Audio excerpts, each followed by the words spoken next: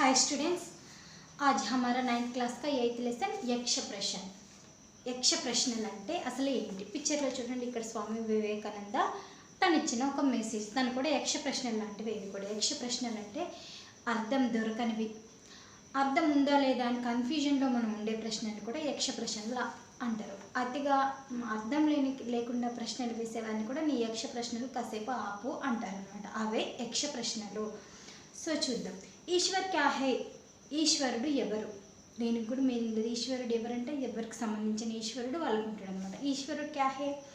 జన్మకే పెహలే అమ్ క్యా తే? మనము జన్మించక ముందు మనం ఏం చేసేవారు? మృత్యుకే బాద్ హమారా క్యా హోగా? చనిపోయాక మనం ఏం చేస్తాం, అసలు ఎలా ఉంటాం? అది కూడా మనకు తెలియని ప్రశ్న. ఈశ్వర్ అగర్ హే తో క్యా ఉస్సే దేకా జా సక్తా హై? ఒకవేళ ఈశ్వరుడు అనేవాడు ఉంటే చూడగలమా? చూసిన అతనితో ఏమైనా మాట్లాడగలమా? అతని ప్రకాశాన్ని అసలు మనం తట్టుకోగలమా? ఇలాంటి ప్రశ్నల్ని యక్ష ప్రశ్నలు అంటారు. స్వామి వివేకానంద గారి అనమాట కోటేషన్స్ అని. అసలు లెసన్లోకి మనం వెళ్ళినట్లయితే అసలు లెసన్లో ఏముంది అంటే యక్ష ప్రశ్నలు అంటే యక్షుడికి యుధిష్ఠిరుకు జరిగిన మధ్య సంభాషణని ఈ యక్ష ప్రశ్నలు అనమాట. ఇది ఏ కాలం నాటిదంటే 12వ శతాబ్దం నాటిదనమాట. ఇది ధర్మరాజు, ద్రౌపది, పాండవులు వీళ్ళందరూ కలిసి వనవాసానికి వెళ్ళినటువంటి అక్కడ ఉన్నటువంటి సిచ్యువేషన్లో ఈ లెసన్ అనమాట. యహ ఘటన మహాభారత్ కాల్కి హే? ఈ ఘటన అనేది మహాభారత్ కాలంలో జరిగింది. ఉస్ సమయ పాండవ ద్రౌపది సాహిత్య 12 వర్షకే వనవాస్ పర్తే. అది ఆ 12వ శతాబ్దంలో పాండవులు ద్రౌపది వనవాసానికి వెళ్ళిన టైంలో జరిగింది. ఏక్ దిన్ అచానక్ ఏక్ బ్రాహ్మణ్ పాండవుకే పాస్ ఆయా. బ్రాహ్మణ్ పండితుడు ఏం చేశాడు? ఒక రోజు అచానక్ అంటే అనుకోకుండా బ్రాహ్మణ పండితుడు ఎక్కడికి వచ్చాడు? వచ్చాడు పాండవుల దగ్గరికి వచ్చాడు అనమాట. బహు అప్ని వ్యధ సున్తే హుయే కహనేలాగా తన వ్యధను వారికి చెప్పుకోవడానికి వచ్చాడు. ఏక్ హిరణ్ మేరీ ఆరణికి లడికి లేకర్ బాగ్ గయా. లకిడి అని అంటే కర్ర అనమాట. ఏక్ హిరాని మేరీ ఆరణికి లకిడి అంటే ఒక కర్ర. అడవిలో అగ్గిపుల్లలు అప్పుడు లేని టైంలో మండే కట్టెలు ఉండేవన్నమాట. ఆ కట్టెలు బ్రాహ్మణుడు ప్రతి వారి దగ్గర ఉండేది. ఆ ఆరణి లకిడి అది అగ్నిగుండంలో వేసి అది వాళ్ళు యజ్ఞాలు చేసుకునే గుండంలో ఆ అగ్నిని వేసేవారు అనమాట. వేసి అగ్నితో అవన్నీ యజ్ఞయాగాలు చేసుకునేవారు. తన దగ్గర ఆ బ్రాహ్మణుడి దగ్గర అదొకటే ఉండేసరికి ఆ ఒక్క కర్ర కూడా హీరాని ఎత్తుకొని వెళ్ళిపోయింది. జింక అనేది వచ్చి ఆ లకిడి ఎత్తుకొని తీసుకువెళ్ళిపోయింది. ఇంకొక లకిడి అతని దగ్గర లేదు. అయితే ఏక్ హిరాని మేరీ హారణికి లకిడి లేకర్ బాగా తీసుకొని వెళ్ళిపోయింది. అబ్ మేరీ పాస్ యజ్ఞకి అగ్ని పైదా కర్నే కే లియే దూసరీ లకిడి నహీ. తన దగ్గర ఇంకొక లకిడి లేదు. కృపయా మేరీ లకిడి వాపస్ దిలాదో. తన దగ్గర ఇంకొక లేదు కాబట్టి నాకు ఇంకొక లకిడిని తీసుకొచ్చి ఇవ్వరా అని ప్లీజ్ దయచేసి నాకు ఒక ఆ లకిడిని తీసుకొచ్చి ఇవ్వమని యుధిష్ఠిరుని కోరుతూ ఉన్నాడనమాట. ఆ పాండవులకు చెప్తున్నాడు. పాండవ్ బ్రాహ్మణ్కి వ్యధసే ప్రభావిత్ హుయి. అతను వ్యధను విన్నటువంటి బ్రాహ్మణులు బాగా కలత చెందారు. ఇస్లియే వే హిరాణికే కోజ్మే నికల్ పడే. తన్ని వెతకడానికి మేము వెతుకుతామని అతనికి హామీ ఇచ్చి స్టార్ట్ చేశారు. थोड़ी दूर जाने पर उन्होंने हिरणी दिखाई दिया. కొంచెం దూరం వెళ్తూ ఉండగా హిరణి అనేది కనిపించింది. उसे पकड़ने के लिए वे आगे बढ़े परंतु हिरणी उनकी आंखों से पुनः गायब हो गया. వాళ్ళ కళ్ళకు కనిపించింది, పట్టుకోబోయేసరికి కనిపించి మాయమైపోయింది. మళ్ళీ ఇంకొక దగ్గర ప్రత్యక్షమైంది. మళ్ళీ అక్కడికి వెళ్ళి పట్టుకొని పోయేసరికి అక్కడ కూడా మాయమైపోయింది అనమాట. हिरणी खोज में పట్కాతే హుయే వే తగ్గయే. అలా వాళ్ళు అడవి అంతా వెళ్ళి వెతికి తగ్గయే అని అంటే చాలా టైర్డ్ అయిపోయారు. और विश्रमण के लिए एक वृक्ष के नीचे बैठ गए. వాళ్ళు విశ్రమించడానికి చాలా అలసిపోయారు. ఒక చెట్టు కింద వాళ్ళు పడుకొని ఉన్నారు. ప్యాస్ కే మారే సభీ కో కంటూ సుక్ రహే తే అంటే వాళ్ళ అది సుక్ రహేతే అని అంటే వాళ్ళ గొంతు తడి కూడా ఆరిపోయింది. ఆ అడవంతా వెతికి వాళ్ళ గొంతు తడంతా ఆరిపోయింది. యుధిష్ఠిరునే నకుల్ కో పానీకి तलाश में बेज नकुल पानी की खोज में निकल और चलते चलते एक सरोवर के పాస్ పహుంచా. అతను వెతుకుతూ వెళ్ళాడు. ఎక్కడున్న ఈ అరణ్య ప్రాంతంలో వాటర్ అనేవి ఎక్కడున్నవని వెతుకుతూ వెతుకుతూ వెళ్ళి ఒక సరోవరం దగ్గర ఆగాడనమాట. ఆ సరోవరం దగ్గరికి వెళ్ళి సరోవర్ దేఖకర్ ఉన్కా మన్ ప్రఫుల్లిత్ హో ఉఠా. తన మనసు అనేది లేచి వచ్చింది. ఆ వాటర్ని చూసేసరికి లేచి వచ్చింది. బహుత్ సోచనే లగే కి క్యో నా మే పెహ్లే అప్ని ప్యాస్ భుజాలు ముందు నా దాహాన్ని నేను తీర్చుకుంటాను, తర్వాతకి నా అన్నదమ్ములకు ఆ వాటర్ తీసుకెళ్తాను అనుకుంటాను. వహు పానీ పీనే కే లియే ఉదాయత్ హీ హువా థా కి సాహస్ ఏక్ ఆవాజ్ గూజ్ ఉఠీ. ఒక ఆవాజ్ అనేది వచ్చింది. ఏ నకుల్ పానీ పీనే కా దుస్సాహసన కరో. దుస్సాహసాన్ని నువ్వు చేయకు నా వాటర్ తాగడానికి. సరోవరంలో నుంచి ఒక వాయిస్ వినిపించింది. సావధాన్ పెహ్లే మేరే ప్రశ్న కా ఉత్తర్ దో. ఫస్ట్ ఏంటి, నువ్వు నా ప్రశ్నలు విని దానికి సమాధానాలు ఇవ్వు, నెక్స్ట్ నా వాటర్ని నువ్వు తాగు అని ఆ సరోవరంలో నుంచి ఒక వాయిస్ అనేది వినిపించింది. నకుల్ చేతవానికి పరవహున కర్నే పానీ పీనేలాగా. అతడు లెక్క చేయకుండా ఆ మధురవాణిని అది లెక్క చేయకుండా తను వాటర్ తాగేశాడు. పానీ పీతే హీ బహు భూమి పర్ గిరిపడే. వాటర్ తాగగానే భూమిపైన కళ్ళు తిరిగి పడిపోయాడు. బహుత్ దేర్ తక్ నకుల్ के ना लौटने पर युधिष्ठिर को चिंता सताने लगी.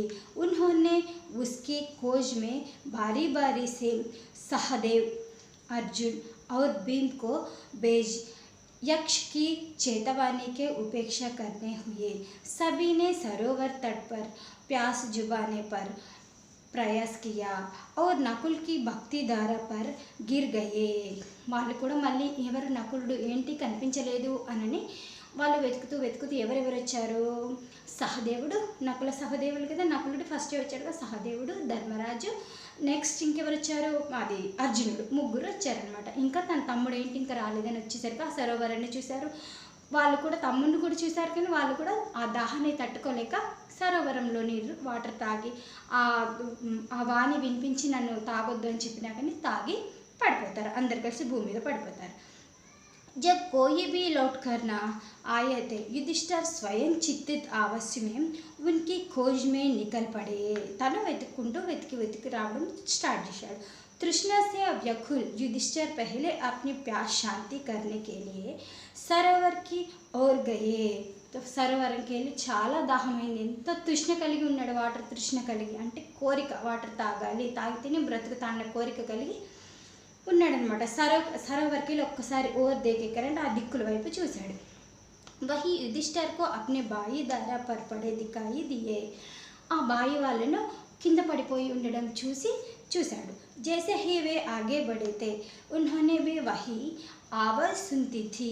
ఆవాజు అనేది అక్కడి నుంచి వినిపించింది. సావధాన్ తుమ్హారే భాయియోం నే మేరీ చేతవానికి ఓర్ ధ్యాన్ నహీ దియా. నా చేతవాణిని వారు లెక్క చేయలేదు. ఇస్లియే ఉన్కి యహ్ దశ హుయి. అందుకే నేను ఇలా చేశాను. యాది గుర్తుపెట్టుకో, తుమ్ పానీ పీనే చాహతే హో తో పహలే మేరే ప్రశ్న కా ఉత్తర్ దో फिर अपनी प्यास जुबाना. युधिष्ठिर ने कहा, श्रीमन आप प्रश्न कीजिए, मैं उत्तर देने के लिए తయార్ హూ. నువ్వు గుర్తుపెట్టుకో, నువ్వు కూడా నా ప్రశ్నలకు సమాధానాలు చెప్పకుండా నువ్వు ఎప్పుడైతే వాటర్ తాగుతావో నువ్వు కూడా అలాగే పడిపోతావు. అంటే లేదు శ్రీమన్, నేను తప్పకుండా మీ ప్రశ్నలకు సమాధానాలు చెప్పాకే నేను వాటర్ తాగుతానని యుధిష్ఠిర్ చెప్పాడనమాట. ఇప్పుడు యుధిష్ఠిర్కి యక్షుడికి మధ్య ప్రశ్నలు, యక్ష ప్రశ్నలు అనేవి స్టార్ట్ అయ్యాయి. యక్షుడు, మనిషి కా సాత్ కోన్ దేతా హై. మనిషి తోడు ఎవరుంటారు?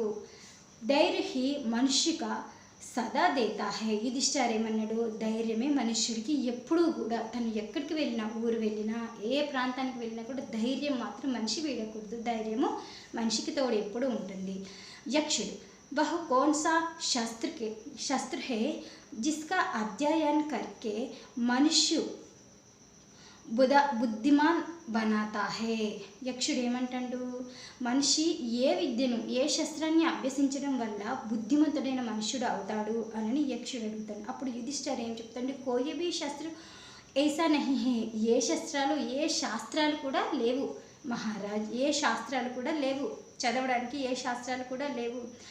మహాన్ లోగే కే సంగతి సే హీ మనుష్యు బుద్ధిమాన్ బనాతా హే. మంచి గొప్ప మనుషులతో, మంచి మనస్తత్వం ఉన్న మనుషులతో, గొప్ప వ్యక్తులతో కనుక మనం సహవాసం చేసినట్లయితే ఆటోమేటిక్గా మనము మంచి బుద్ధే వస్తాయి, కానీ ఎలాంటి శాస్త్రాలు చదవని అవసరం లేదు అని చెప్తాను. యక్షుడు, భూమి సే భారీ చీజ్ క్యా హే. భూమి కంటే బరువైనది ఏముంటుంది, మన ప్రపంచంలో భూమి కంటే బరువైనది ఏముంటుంది అని యక్షుడు వేశాడు ప్రశ్న. నెక్స్ట్ యుధిష్ఠిర్ దానికి సమాధానం, సంతాన్ को कोख में धारण करने वाली माता भूमि से भी भारी होती है. తన గర్భంలో తల్లి ఏ విధంగా శిశువును ఎంత బరువుగా తన 9 నెలలు మోస్తుందో, తల్లి కంటే బరువైనది ఇంకొకళ్ళు ఎవ్వరూ లేరు, తన గర్భంలో ఉన్న కంటే బరువైనది ఏదీ లేదు అని తను సమాధానం ఇచ్చాడు. యక్ష, ఆకాశ్ సే బి ఊంచే కోన్ హే.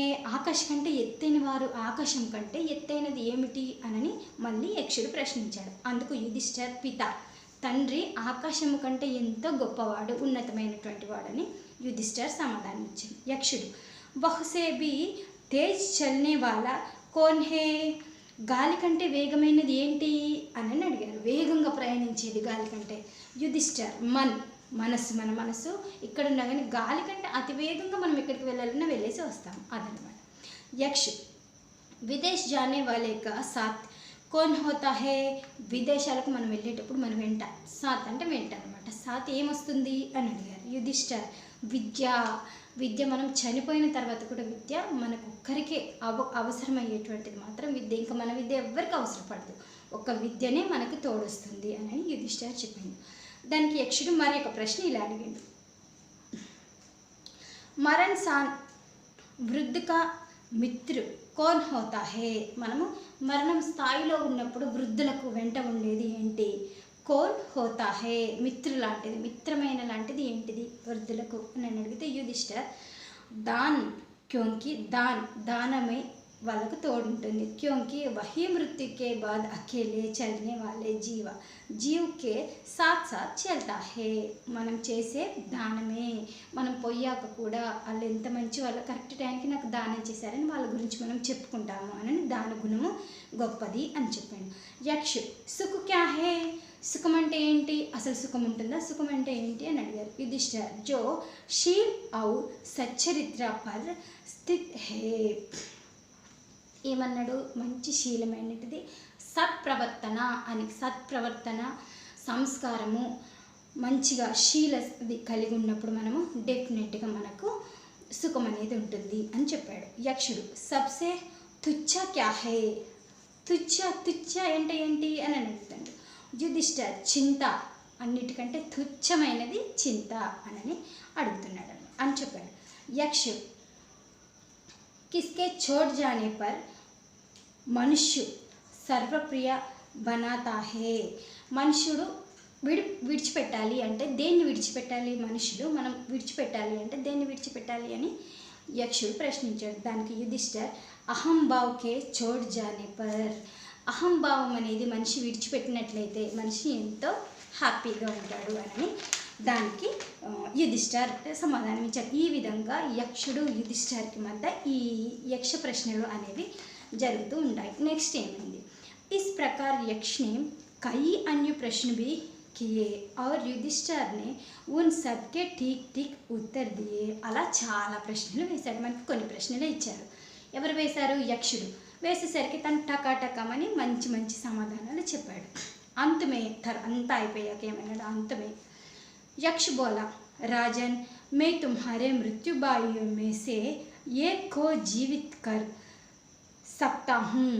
तुम जिस किसी को भी चाहो वह जीवित हो जाएगा. నేను నా శక్తి వరకు మీ ఒక్క తమ్ముళ్ళని మాత్రమే నేను బ్రతికించగలను. సో ఏ తమ్ముని బ్రతికించాలో కోరుకోండి, మీ దానికి నేను చాలా మెచ్చాను, మీరు ఇచ్చిన జవాబులకు నేను ఎంతో మీకు మంచి ప్రవర్తన మీ మీద ఇష్టం పెంచుకున్నాను.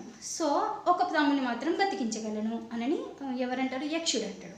అప్పుడు యుధిష్ఠిర్ ఏమనంటే, యుధిష్ఠిర్నే పలుబార్ సోచ్కి, పలుబార్లు సోచ అంటే ఆలోచించి కిసే జీవిత్ కారావు థోడీ దేర్ రుకాకర్ బోలే మేరా చోటా బాయి నకుల్ జీ ఉఠే.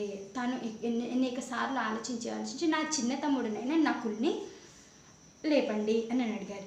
युधिष्ठिर को इस प्रकार बोलते ही उन्होंने पूछा, युधिष्ठिर 10,000 हाथियों के बलशाली भीमसेना को छोड़कर तुमने नकुल को जीवित करवाना क्यों? ठीक समझ నాకేం అర్థం అవ్వట్లేదు. 10,000 ఏనుగుల బలము ఉన్న ఎవర్రా భీమసేనుడిని, 10,000 ఏనుగుల బలమున్న భీమసేనుని వదిలిపెట్టి ఏ బలం లేనటువంటి నకులని ఎందుకు నువ్వు బ్రతికించమని అడుగుతున్నావు? నాకేం అర్థం అవ్వలేదు, దానికి సమాధానం ఇవ్వు అని అడిగితే అప్పుడు యుధిష్ఠిర్ ఏమన్నాడంటే, युधिष्ठिर ने कहा, यक्षराजा मैंने जो नकुल को जीवित करवाना चाहा वह सिर्फ इसी कारण की माता कुंती का बच्चा हूँ, एक पुत्र में हूँ. కుంతి మాతకు నేనున్నాను, నా పుత్రుడిని కుంతి మాతకు నేను ఒక పుత్రుడిని ఉన్నాను.